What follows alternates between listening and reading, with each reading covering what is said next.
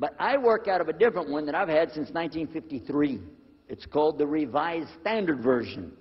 And it says in it, King James Version has grave mistakes, grave errors, defects in it. That's what it says. So I begin to preach out of mine, which doesn't match. Now my father said, no, it's this way. I said, no, it's this way. Now my wife comes up with her Bible from Jimmy Swaggart. It's called The Good News for Modern Man. Okay? Totally different. It's written in modern vernacular. You can just, say anything you want to with it. You don't even recognize the Bible anymore. The Catholic priest, he's got another Bible. An older Bible with 73 books. We're working out of 66 books. And his is not even the same in the verses. It doesn't match up at all. And I never even knew about this subject until then. And he's saying this, and I'm saying that. My father's saying something else. My wife's on something else. And all the time, Muhammad the Muslim is sitting over there like this.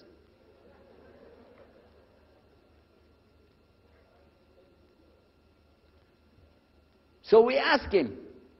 I guess it was me asking him. I said, well, how many versions of your book, your Quran, do you have?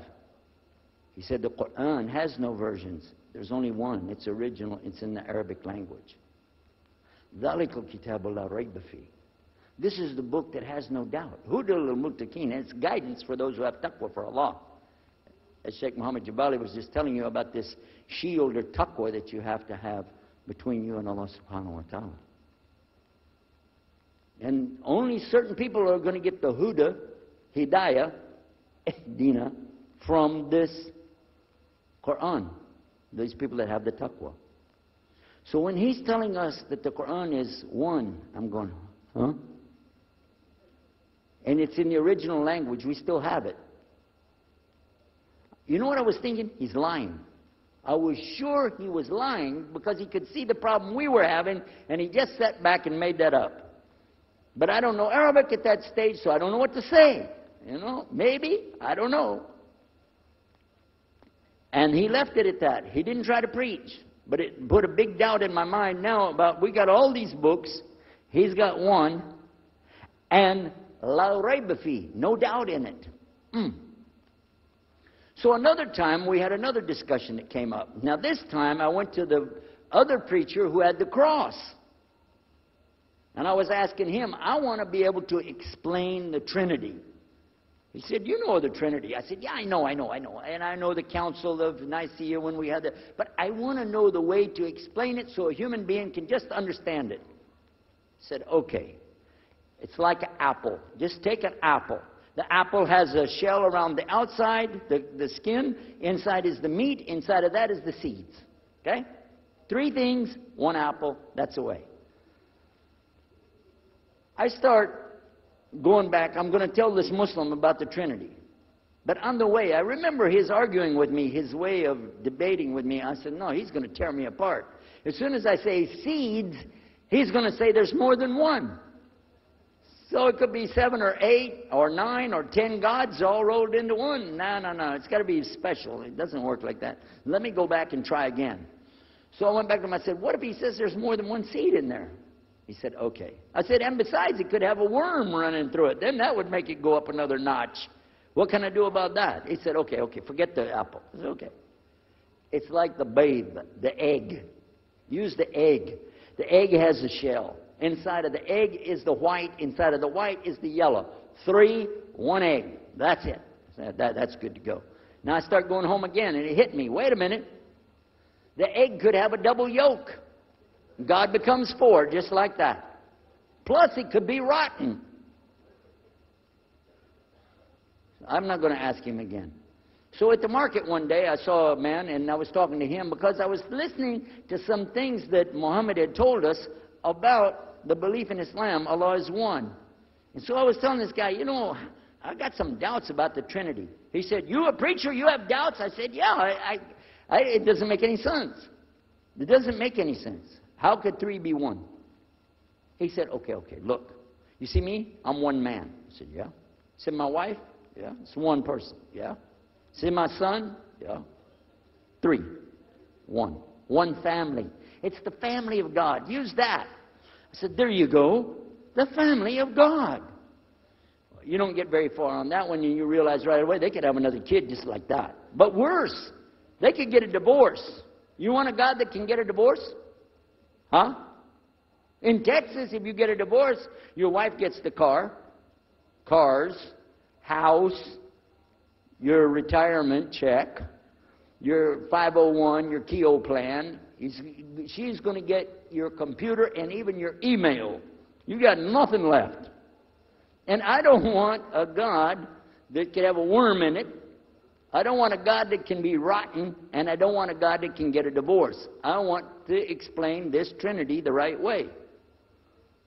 Sure enough, the subject came up, Trinity. There we are. Now here's the priest trying to talk about the Trinity is like an apple. I'm going, you don't go there. And then he's an egg, don't worry about it.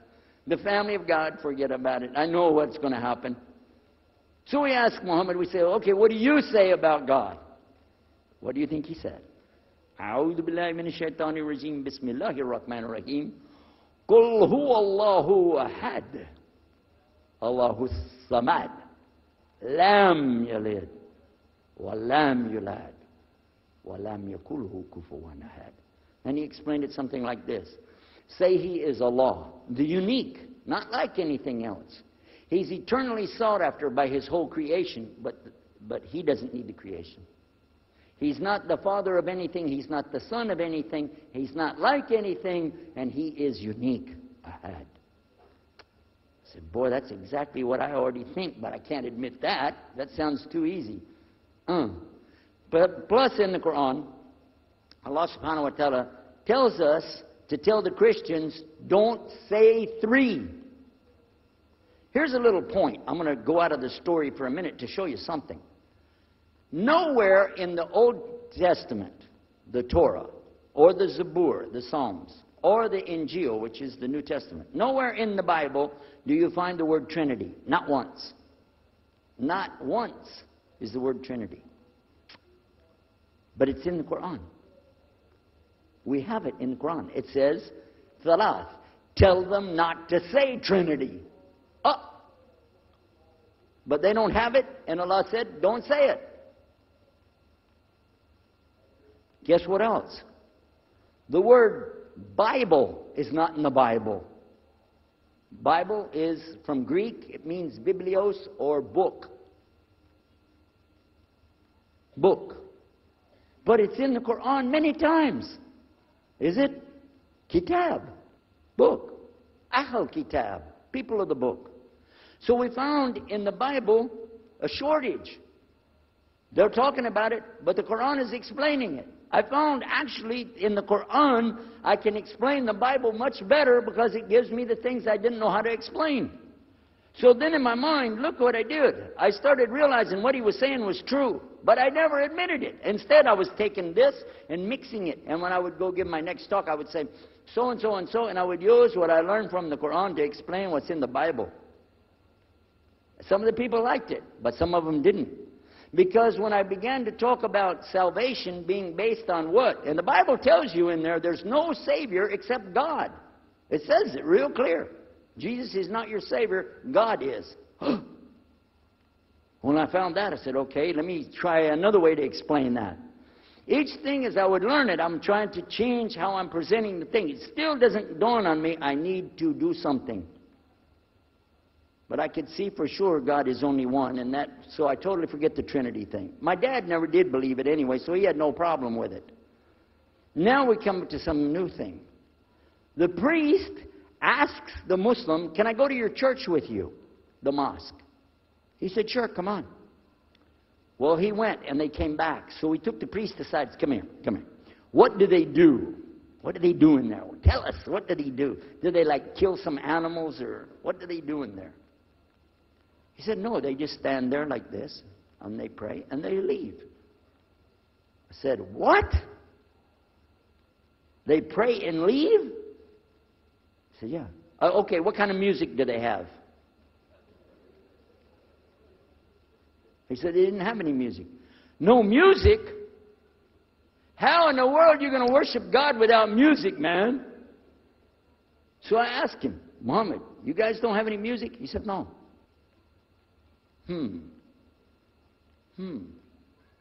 Now, I'm in the piano and organ business. I said, how many mosques are there in the world? He said, millions and millions and millions of them. And I said, none of them have a piano. He said, no. Any of them have an organ? He said, no. Oh, man, I can get rich. Just introduce some music to these guys, put it in there, you know, bound to be. I said, do the Arabs have any music? He said, oh, Arabs have music. I said, boy, I got it figured out, boy. I can see my next $1 million coming right straight up at me, you know. So then the priest asked again another time, he wanted to go back to the masjid again. He went, this is middle of July, 1991. He went to the masjid with him again. And by the way, this masjid, Sheikh Mohammed Jabali knows it very well, is on Medina Drive in Arlington, Texas. And that's where they were going to, because we were living in Midlothian, just south of Oak Cliff and south of Dallas. So they didn't come back. All night we're waiting. What happened? Very late they came back. And when he came in, I looked. There's Muhammad. I recognized him. Who's the guy with him, though? He's wearing a white jalabiyah, white dress like this. Has a white pillbox cap on his head. And I looked at him and I said, Pete. His name was Father Peter Jacobs, but we're not, you know, Catholics, so I don't have to call him Father. I said, Pete, did you become a Muslim? He said, Ashhadu an la ilaha illallah, Ashhadu Muhammad Rasulullah. I said, oh my God. Now, I used to have cameras like these cameras right here because we had a television show called Estes Music Jamboree. So I got one of our cameras out, opened it up, set it all up on the tripod, and I was going to interview him and ask him, well, you know, well, you went to Islam. What happened? While I was talking to him, though, he fell asleep. So it was still in my mind, and I was thinking, what am I going to do? This is too amazing. Now, here I'm preaching to the people, and I'm trying to change what I'm saying, and here's a priest, just became a Muslim. My father's saying it's a good deal. It sounds all right to him. I don't know what to do. So I decided I'll talk, make mashura. I talked to my wife. We have an apartment upstairs. We were in our apartment up there, and I'm telling her, oh, you know, a priest became a Muslim today. What is that?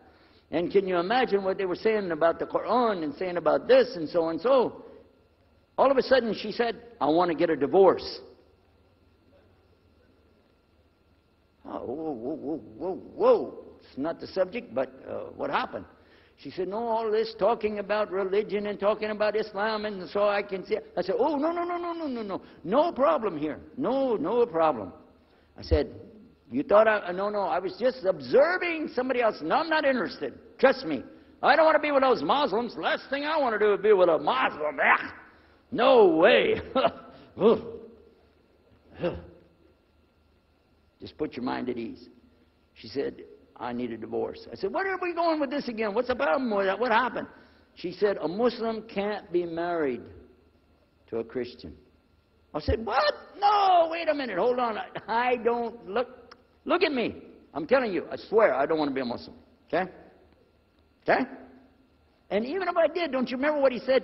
A Muslim man could be married to a Christian woman. It's not a problem. But I'm not saying I won't do. I'm just saying it's not a problem. She said, that is the problem. A Muslim woman can't be married to a Christian man. I want to be a Muslim, so I need a divorce.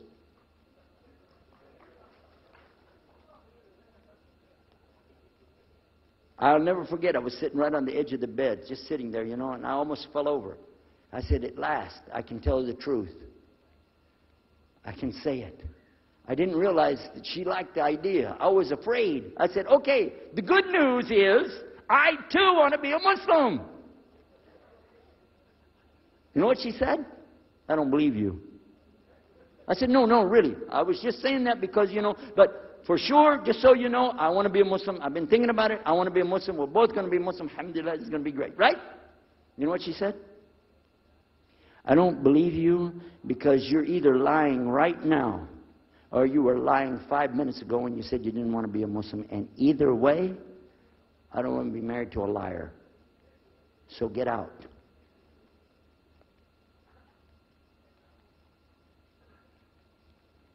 So I started leaving. I'm walking down the stairs of the apartment. I'm down to my father's part. I said, wait a minute. Where am I going to go? This is my father's house. I just got thrown off of my own property. What happened here? So I went to get to Muhammad, and I woke him up. I said, come, you and me, we got to talk. Come with me. And we went outside the house, and we walked those country roads in Midlothian, Texas, until the time for the sun to come up at dawn. And all that time, I talked to him about what's it like to be a Muslim, how do you have to believe, what do you have to do. Let me hear all of it now, and no more playing a game. I'm not debating, I just want to know. Just tell me. Just tell me what's Islam. I need to know what I need to do. And he told me everything, and I realized this is it. I got to make a decision. This is a big deal, though. And he told me, okay, this is up to you. You have to go make a choice for yourself. I can't help you. I said, oh my God. So when he was praying Fajr, I decided, I've been watching this man praying this direction with his head on the ground. It's so beautiful to see a man humble himself, put his head on the ground to the Rabbil Alameen. I said, oh my God, let me try that. So I sneaked off somewhere where nobody could see me, illallah. And then I found a place, a board there, you know, and I bowed down on the ground, and I put my head down on the ground on that board there. And by the way, I'm pretty good at speaking, especially in prayers. I used to make so long a prayer, they wouldn't let me say the prayer at Thanksgiving because the food would be cold. Okay? So, but I put my head on the ground, and only these words came, no more words, just this. Oh God, guide me. That's it. And I was thinking, well, I got to say more than that. Nothing. Oh God, if you're there, guide me. That's it. After a while, I sat up and I looked around.